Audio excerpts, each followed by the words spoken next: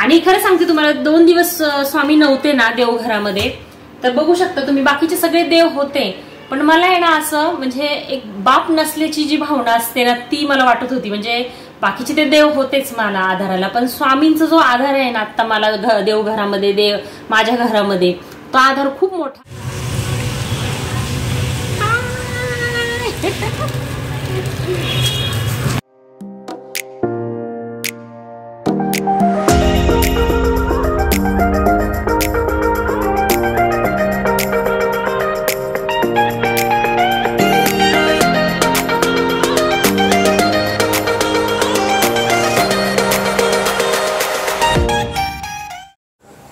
हाय मित्रमैत्रिणींनो, कसे आहात सगळेजण. आपल्या सीमा शेंडे व्लॉग्स या चॅनलमध्ये माझ्या सगळ्या लाडक्या मित्रमैत्रिणींचे पुन्हा एकदा मनापासून खूप खूप स्वागत करत आहे.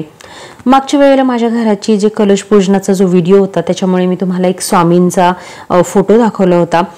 तो जो फोटो आहे ना माझ्या मावस मामांनी मला लग्नामध्ये गिफ्ट दिला होता, त्याच्यामुळे 10 वर्षापूर्वीची ही फ्रेम होती आणि मागचा जो कार्डबोर्ड आहे ना तो पूर्णपणे खराब झाला होता. आणि असं म्हणतात की म्हणजे कुठलेही देव असू दे, भले मूर्त्या असू दे किंवा फोटो असू दे, भंग पावलेले जे देव असतात ना ते ठेवू नये असं म्हणतात. आणि बरेच दिवस झाले ही चौकट आहे ना मला छोटी सुद्धा करून घ्यायची होती.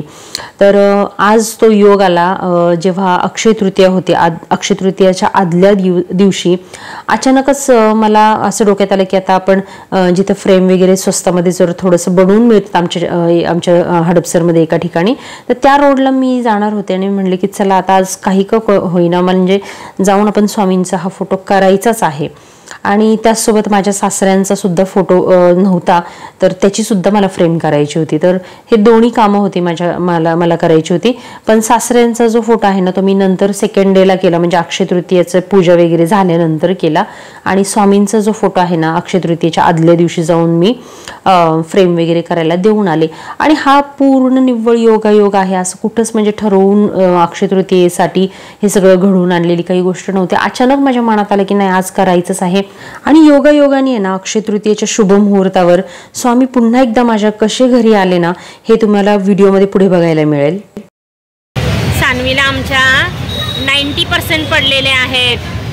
आता ती 4th स्टँडर्डला गेलेली आहे, तर तिच्या रिझल्टच्या निमित्ताने आहे ना आम्ही सानवीला पार्टी दिलेली आहे. हाय सानवी, काय खातीये तू? दहीपुरी. आणि सानवीला चांगले मार्क पडले, ती पास झाली, त्याच्यामुळे तिला एक खूप मोठं गिफ्ट दिलेलं आहे सरप्राईज. तिला सायकल घेतलेली आहे, तर उद्या येणार आहे. आता आम्ही जस्ट बुक करून आलेलो आहे सायकल. खुश आहेस बाळा तू?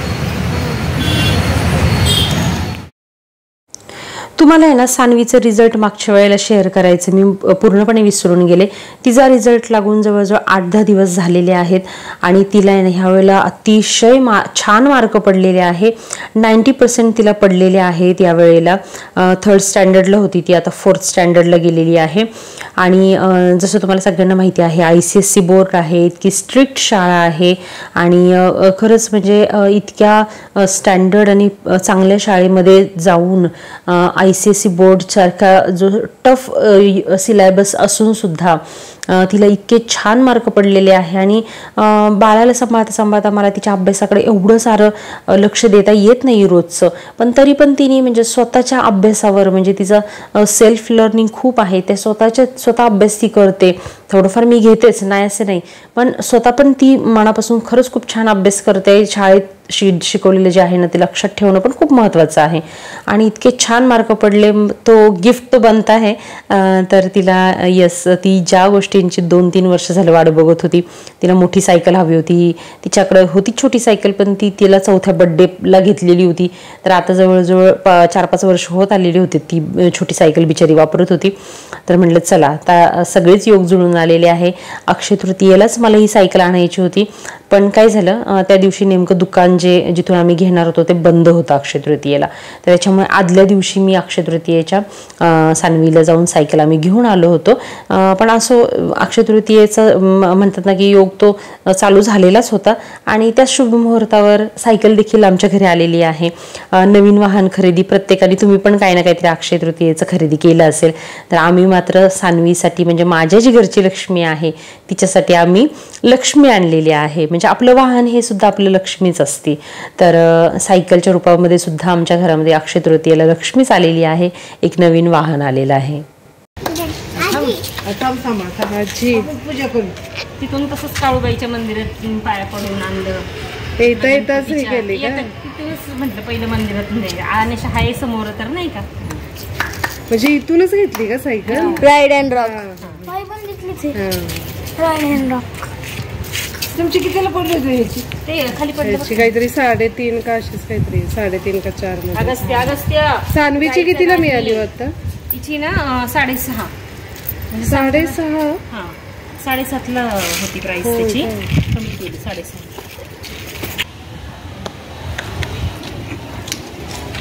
चालवणार आहेस का?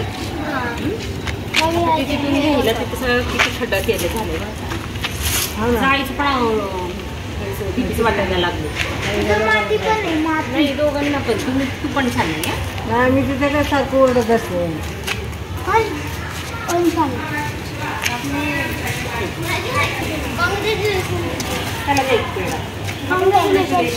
छान मार्क पाडले. किती पडले तुला? 93.7. सेकंड आलाय तो क्लास मध्ये. त्याला पेढा दे. अंशला पेढा दे. अंशला पेढा दे. तिकडे चल बास. काय दोस्त तुला? आशू आशू आहे असं करतो. आशू आशू आशू आहे.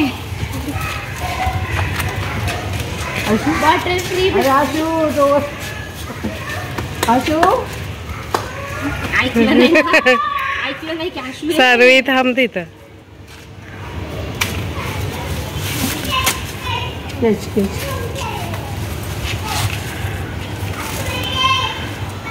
लिंग चांगलं खेळतो.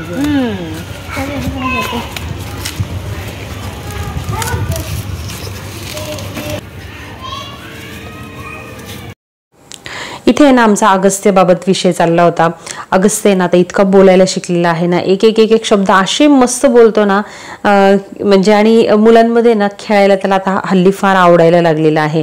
त्याच्या वयाचं तर इथं कुणीच नाहीये पण त्याच्यापेक्षा जे कोणी मोठे आहेत ना त्यांच्याबरोबर खूप छान खेळतो. नावाने हाका वगैरे मारतो त्यांना. तर खूप ते क्यूट वाटतं. आणि आता जी व्हिडिओ क्लिप तुम्हाला बघायला मिळणार आहे जे दृश्य बघायला मिळणार आहे ना ते बघून प्लीज हसू नका. मी चक्क सानवीची सायकल चालवलेली आहे. तब्बल मी तर म्हणते 20 वर्षांनी मी सायकल हातात घेत आहे. आणि जे काही माझी घाबरगुंडी उडाली होती सुरुवातीला सायकल घेतल्या हातामध्ये मला असं वाटलं होतं आता शरीर आपलं नाही का दिवसेंदिवस जड होत जातं. आपल्याला तेवढं फ्लेक्झिबिलिटी राहत नाही. माहिती नाही मला सायकल येईल का नाही पण आली बाबा. थोडंसं सुरुवातीला जरा हल्ले मी पण नंतर ना खूप छान सायकल आली. आणि आता जेव्हा पण सानवीला मी सायकल बाहेर काढून देते ना पार्किंगमधनं तर एक का होईना मी रोज एक राऊंड मारते सायकलचा. मला तसं सायकलिंग हा व्यायाम खूप आवडतो. पण ऑफकोर्स आता ते होत नाही आपल्याकडनं. पण बघू फ्युचरमध्ये सायकलिंग वगैरे स्विमिंग ह्या सगळ्या गोष्टी माझा करायचा खूप विचार आहे. मला खूप आवड आहे त्या गोष्टींची.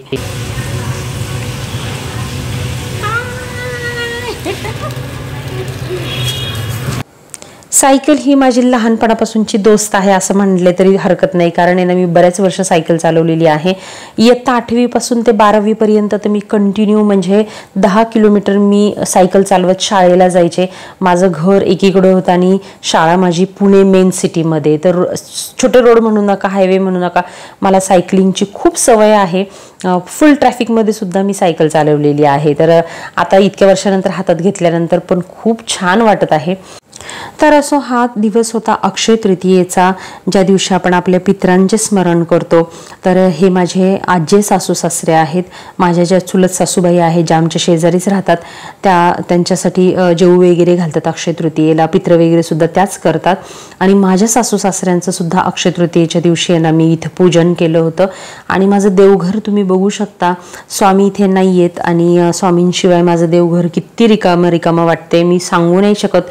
2 दिवस माझ्याकडे स्वामींची ती फ्रेम नव्हती, फोटो नव्हता, तर मला इतकं चुकल्यासारखं वाटत होतं ना, मी सांगू नाही शकत तुम्हाला. आणि इथे माझ्या सासऱ्यांचा जो फोटो आहे ना, त्याला सुद्धा मी नंतर फ्रेम करून आणलेली आहे. आत्ता इथे मी छोटा फोटो ठेवला होता, पण नंतर ह्याच फोटोला ना मी सुंदर अशी फ्रेम करून आणलेली आहे.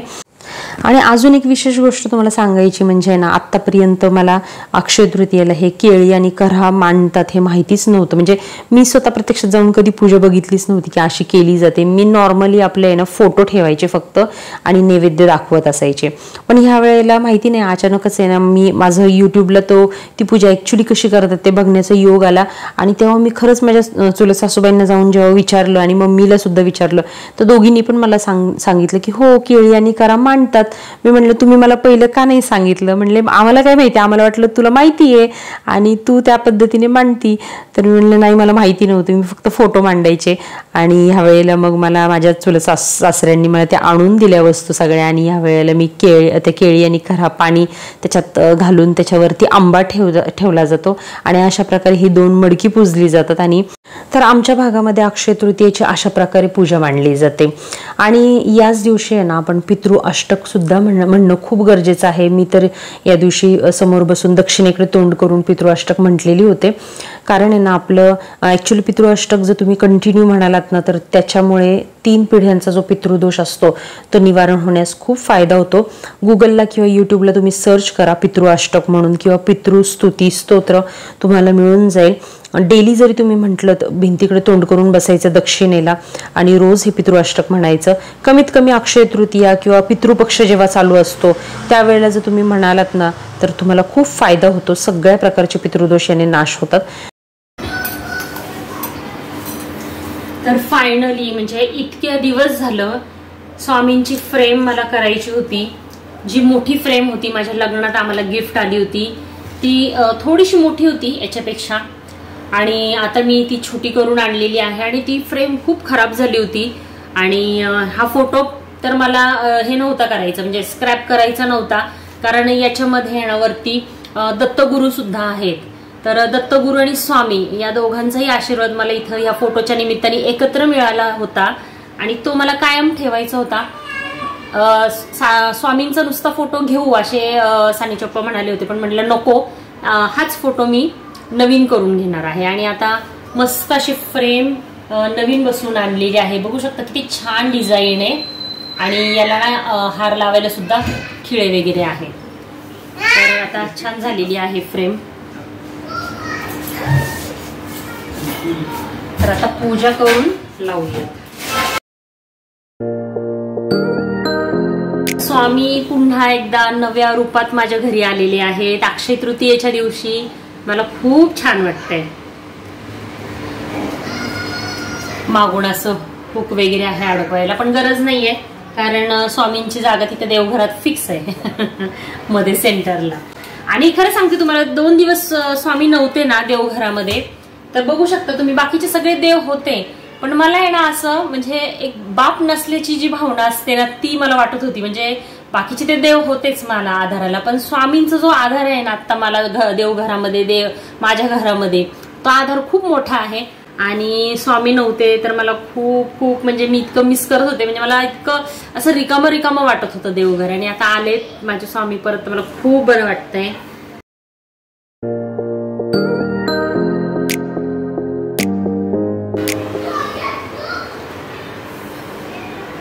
आता बघू शकता फ्रेम स्वामींची किती छान आहे आणि मस्त वाटते आता.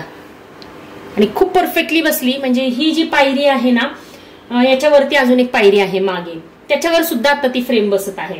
आणि ह्या पायरीवर बाकीचे देव बसतील, पण मग दत्तगुरु दिसणार नाहीत, म्हणून मी ती थोडीशी खालीच ठेवलेली आहे.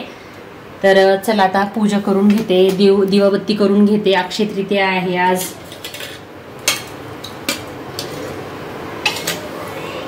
इथे आमच्या सासू सासऱ्यांसाठी दुपारी मी पूजा केली होती, नैवेद्य केला होता अक्षय तृतीयेचा, जसं तुम्हाला शेअर केलं मगाशी मी. आणि आता स्वामी आले आहेत.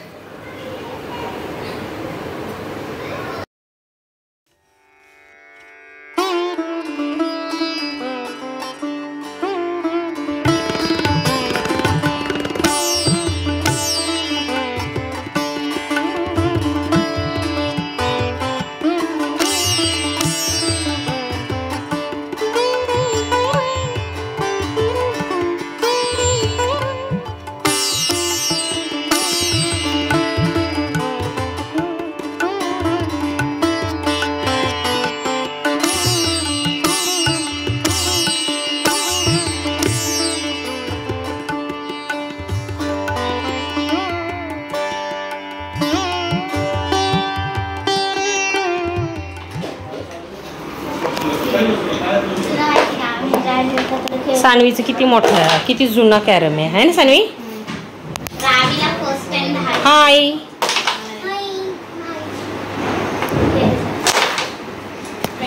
आणि काल काय झालं, माझा ना गॅस सिलेंडर संपला होता. तर मी नवीन जेव्हा सिलेंडर लावला ना त्यावेळेला ना रात्री गॅस संपला होता, रात्रीच्या स्वयंपाकाच्या वेळेला. आणि जेव्हा मी लावला त्यावेळेला इतकं जास्त त्याच्यातून गॅसचा वास येत होता, वास यायला लागला, आवाज पण यायला लागला असं फुस करून. तर मी इतकी घाबरले. मी त्याच टायमाला येणार रेग्युलेटर काढून पुन्हा ती कॅप लावली आणि घराच्या बाहेर, दरवाजाच्या बाहेर तो सिलेंडर रात्रभर ठेवून दिला, कारण म्हटलं रिस्क नको घ्यायला. आणि दुसऱ्या दिवशी ना लगेचच मी ताबडतोब गॅसवाल्याला बोलवून घेतलं आणि त्यांनी मग सगळंच सांगितलं की तुम्ही चेंज करा. तर आता ऑफकोर्स जेव्हा पण आपण ह्या अशा काही सर्व्हिसिंगला किंवा रिपेअरिंगवाल्यांना बोलवतो ना तेव्हा ना ते गळ्यामध्ये बळच काही वस्तू मारायचा प्रयत्न करतात. तर इथं पण तसंच झालं. तो मला म्हणाला की तुम्हाला लांब वायर पाहिजे आहे का. तर मी म्हटलं की ठीक आहे ना, छोटी लावायची तर लांब लावूयात, काय थोडाफार फरक पडेल पैशामध्ये. तर त्याने मला ती वायर आहे ना 700 रुपयाला सांगितली. 700 रुपये होतील म्हटलं टोटल वायरचे. तर मी म्हटलं की ठीक आहे. मग मला बाकीच्या पण वस्तू काय काय, नॉब तुटला होता, रेग्युलेटर तुटलं होतं, सगळंच मला तो एक सांगायला लागला की हे बदलावं लागेल, ते बदलावं लागेल. आणि ते इतकी घाई करतात ना त्यावेळेला की आपल्याला पण कन्फ्यूज करून ठेवतात. आणि गॅस ही अशी वस्तू आहे ना की तेव्हा ज्या वेळेला ते लोक असे बोलतात ना आपल्याला की हे खराब झाले, तुम्हाला बदलावं लागेल, त्यावेळेला आपण घाबरून येणार, जेवढे पण काही ते पैसे सांगतात ना आपण देऊन टाकतो. पण त्यावेळेला जेव्हा मी त्याला परत एकदा विचारलं की ही जी स्टँडर्ड लांबीची जी वायर आहे ती कितीला आहे, तर ती हार्डली 190 रुपयाला होती बघा. 700 रुपये कुठं आणि 190 रुपये कुठं. हो, 700 रुपयाची वायर थोडी क्वालिटीला चांगली असणार आहे, त्याला 5 वर्षाची वॉरंटी येतो म्हणाला. आणि जी 190 रुपयाची होती त्याला 1 वर्षाची वॉरंटी आहे म्हणाला. तर मग मी त्याला म्हणाले की तसं पण मी वर्षाला सर्व्हिसिंग करतेच. तुम्हाला मागच्या वेळेला मी व्हिडिओ शेअर केला होता बघा, वर्ष पण झालं नाहीये. मी माझी जी शेगडी आहे, गॅस शेगडी, त्याची सर्व्हिसिंग मी करून घेतली होती. आता अलीकडे ना मी इतकं लक्ष घालायला लागलेली आहे या सगळ्या गोष्टींमध्ये, कारण कुकरचा एकदा माझ्या घरामध्ये जो काही प्रकार घडला होता त्याच्यानंतर गॅस, कुकर या सगळ्या गोष्टींबद्दल मी खूप दक्ष आहे. आणि गृहिणींनो, माझ्या मैत्रिणींनो, तुम्ही सुद्धा गॅस, कुकर ह्या सगळ्या गोष्टींची खूप काळजी घ्या.